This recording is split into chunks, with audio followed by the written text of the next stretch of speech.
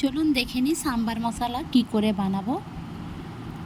একটা কড়াইতে গরম করব, চানা ডাল নেব, অড়হর ডাল নেব, মেথি দানা নেব এবং গরম করে নেব। ভালো করে মিশিয়ে নেব আর 1 মিনিটের জন্য গরম করে নেব। ভালোভাবে গরম করতে হবে। এবার 2 মিনিট হয়ে গেল। এবার আমরা সমস্তটা একটা বাটিতে বা একটা ট্রেতে ঢেলে রাখবো। এবার আমরা একটা শুকনো লঙ্কা কয়েকটা ভেজে নেব ওই কড়াইতে।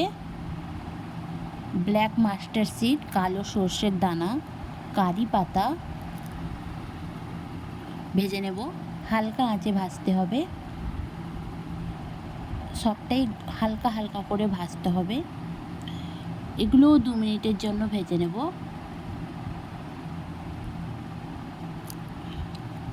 দেখুন সমস্ত ভাজাটা আমি করে আবার ওই বাটিতে বা যে ট্রেটায় আমি রাখছিলাম ওটাতে সবগুলো ট্রান্সফার করে নেব।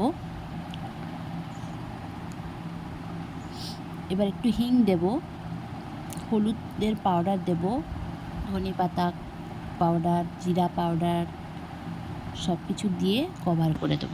এবার মিক্সিতে দিয়ে গ্রাইন্ড করে সাম্বারের সাথে দিয়ে দেব 2 টেবিল স্পুন মশলা। ইনস্ট্যান্ট মশলা তৈরি হয়ে গেল। সাম্বারের সাথে খেতে খুবই ভালো লাগে। আপনাদের কেমন লাগলো অবশ্যই জানাবেন। Thanks for watching.